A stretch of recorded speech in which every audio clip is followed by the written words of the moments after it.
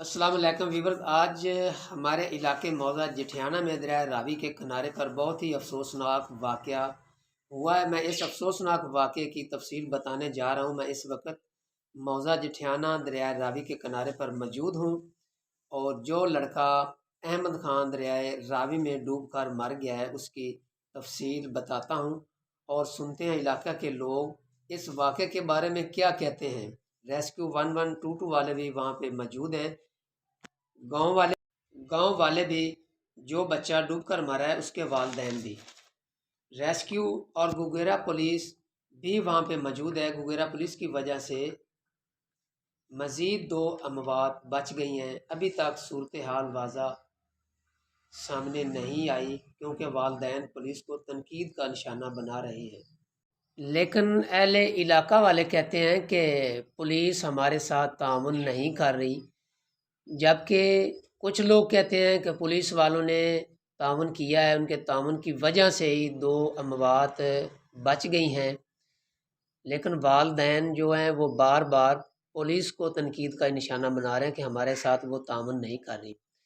लेकिन इंशाल्लाह ताला जो भी आपको नज़र आ रहा है ये आपके सामने है। दूसरा व्लॉग तैयार करूँगा जिसमें बिल्कुल हकीकत सामने आ जाएगी। अभी जिसके पास जाते हैं वो अपनी बात ही सुनाता है, कोई कहता है ये हो गया वो हो गया। लेकिन गुगेरा पुलिस ज़िला उकाड़ा उसने बहुत ज़्यादा ताउन किया है। हमें उनके साथ ताउन करना चाहिए ताकि हमारी जो लाश है वो ट्रेस हो सके, वो ढूंढ सके। आज तीसरा दिन है, अगर ट्रेस ना हुई, हम उसको तनकीद का निशाना ही बनाते रहे गुगेरा पुलिस को, तो वो हमारे साथ ताउन नहीं करेगी। अहले इलाका के लोग और पुलिस वाले बहुत ज़्यादा कोशिश कर रहे हैं कि लाश जल्द अज जल्द वो निकाली जा सके। 1122 रेस्क्यू वाले भी तावन कर रहे हैं। 3 दिन हो गए वो इधर दरिया रावी के किनारे पे ही उन्होंने कैंप लगाया हुआ है और बहुत ज़्यादा कोशिश कर रहे हैं। तो आवाम भी कोशिश कर रही है, तो हमें रेस्क्यू के साथ 1122 और पुलिस वालों के साथ तावन करना चाहिए। बाद में अभी मैं आपको बताता हूँ कि उनकी वालदा के क्या कमेंट्स हैं, वो अपने बेटे के मतलब क्या बयान दे रहे हैं। वालदा है अहमद खान दी गंजाई जैस मेरे पोत्र नु पैर मारे ओए हाल ओए माए उठे बेंदी रही मेरा पोत्र मार पता नहीं बेचते या लंदोगे मेरा पुला साले लुका ले ओए हाल ओए मातरिये देंदी टूट ओए हाल ओए मेरा नहीं लबदा ओए मेरा गंजा पुला साला ही जैस पैर मारे मगरू ओए हाल ओए मेरे न मार कौन ओए हाल ओए गंजा भाई पूरा साला जेस मेरे बच्चे ने फिर मार ओए हाल ओए मेरा लोड फोड़ बहुत परेशान है और रो रही है। रेस्क्यू वालों ने कैंप लगा दिया है अहमद खान की लाश को दरिया से बाहर निकालने के लिए। है जहां अहमद ने छलांग लगाई, दरिया में पानी बहुत ज़्यादा है, सूरत हाल अभी सामने नहीं आ रही। अभी देखते हैं उसके वालिद की। दरिया रावी के किनारे पे खड़ा हूँ, तो 3 दिन पहले किसी लड़ाई झगड़े में आकर, वो बाद में आपको तफसील बताऊंगा, तो आदमी डूब गया है। तो उसके ये वालिद है जो ये बोल रहा है दरिया के किनारे पे। ये दरिया है जो आप सामने देख रहे हैं, ये देखो ये दरिया है, ये उसकी वालदा है। तो इस आदमी को इंसाफ नहीं मिल रहा, कोई सीधी बात नहीं बता रहा कि आपका बेटा कैसे फौत हुआ है, कैसे डूबा है, कैसे डेथ हुई है। देखो ना, वो पागल हो चुका है, उसको पता ही नहीं कि मैंने क्या करना है, मैंने क्या नहीं करना। देखो ना, ये एक ही उसका बेटा था बड़ा, जो कमाई का जरिया था, मोहब्बत का, जो कमा के लाता था। आज वो देखो, पंजाबी में कहते हैं ना कि वो जल्ला हो चुका है।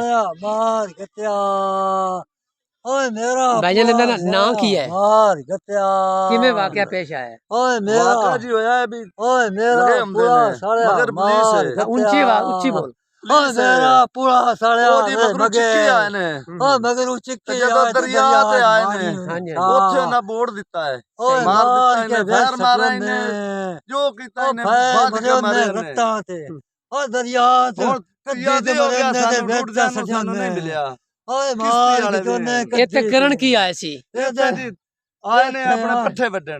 अच्छा हां जी पट्ठे वड्डण आए ने, पट्ठे मगर पुलिस लगी आई है हाँ जी बिला वजह बेकसूर है, कोई अर्जी पर्चा नहीं। हाँ जी ओए मेरे जेड़ा ते बंदा ना ना पर्चा है, हनेर नाल ओए मारिया ना साडा। मेरे ते कोई इश्तारी, यानी कि ओए कोई ना लड़ाई झगड़ा नहीं कोई है। लड़ाई गंजा, झगड़ा नहीं, कोई इश्तिहारी ओए नहीं, ना कोई कोई मसला नहीं, लड़ाई। शरीफ बंदा ये बिल्कुल। वाकया सारा गुगेरा पुलिस ने किया है हाँ हाँ जी जी, ए जी बंगला बंगला गुगेरा। गुगेरा कि किसे शिकायत की होनी शिकायत उन्होंने की शिकायत के की इश्तिहारी हैं। हाँ इश्तारी जी, बैठे न उत्थे, सही है वड्डण पट्ठे ओए आए ने हाल जी। ओए सही हो गया, मेरे नु सही हो मार गया। हाँ के जी। दोने। ते कितने बहन भाई आन जी ए जी अहमद खान?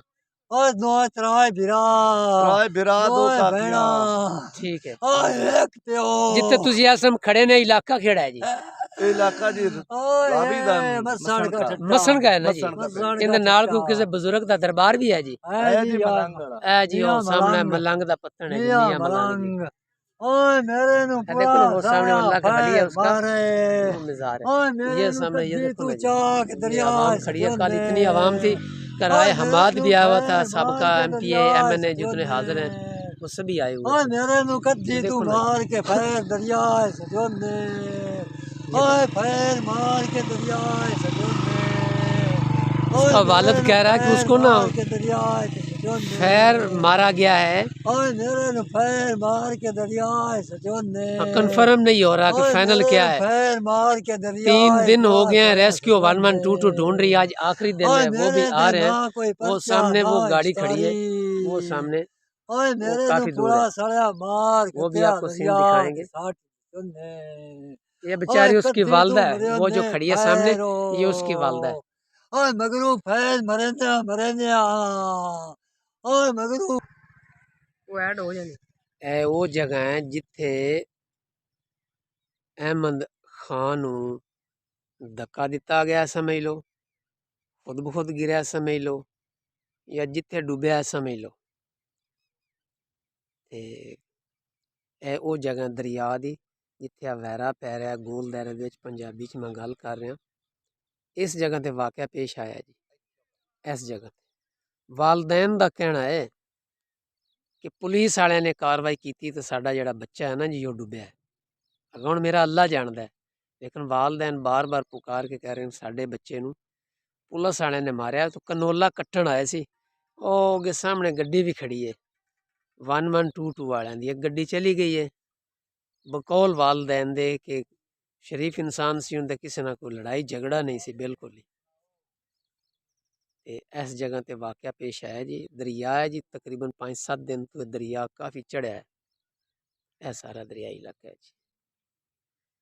और कितनी आवाम बैठी है सामने, तुसीं ओह देख सकते हैं। इत्थों दी वालदा भी है, जाके उनकी वालदा दा भी इंटरव्यू लवांगे जी। ਇੱਥੋਂ ਦੱਚੂ ਮਾਰੀਏ ਤੇ ਜਿੱਥੇ ਆ ਤੂੰ ਖੜਾ ਹੈ ਹਾਂ ਇੱਥੋਂ ਦੱਚ ਮਾਰੀ ਅਜੀ ਤੇ ਥਮਾ ਜਿੱਥੇ ਆ ਖੜਾ ਜਾ ਫੇਰ ਹੈ ਕਿੱਥੋਂ ਇਸ ਦੇ ਪਰਲੇ ਪਾਸੋਂ ਹੀ ਲੰਦੇ ਨੂੰ ਕਰਕੇ ਉਸ ਮਾਰੀ ਐਨ ਇਹ ਦੱਛੂਆਂ ਦਾ ਵੀ ਮੈਂ ਇੱਥੋਂ ਮਾਰੀਏ ਲਾਲ ਹੈ ਇੱਥੋਂ ਮਾਰੀ भाईजान मेहरबानी कोई 2 सवाल पूछ सकना जी? ਹਾਂਜੀ कोई 2-3 सवाल पूछ सकना? हाँ तुसीं उत्ते ही खड़े रहो। ये कितने बंदे ने छाल मारी है ते कितने डुबे ने?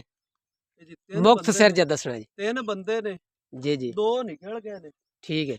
ਤੇ ਇੱਕ ਬੁੱਢ ਗਿਆ उनका सीधा नां की है जी? ਆਮਦ ਖਾਨ वल्दियत, ਮਰ ਯਾਰ कौम, ਜਿਠਿਆਣਾ खरल है नी जी? ए जिथे आपां खड़े हैं ये एरिया केड़ा पैंदा है, जिंदा नां की है? ਇਹ ਮੌਜ਼ਾ ਮਸਣ मस्सण का जी। इनके करीब कोई अल्लाह दा बुजुर्ग भी है?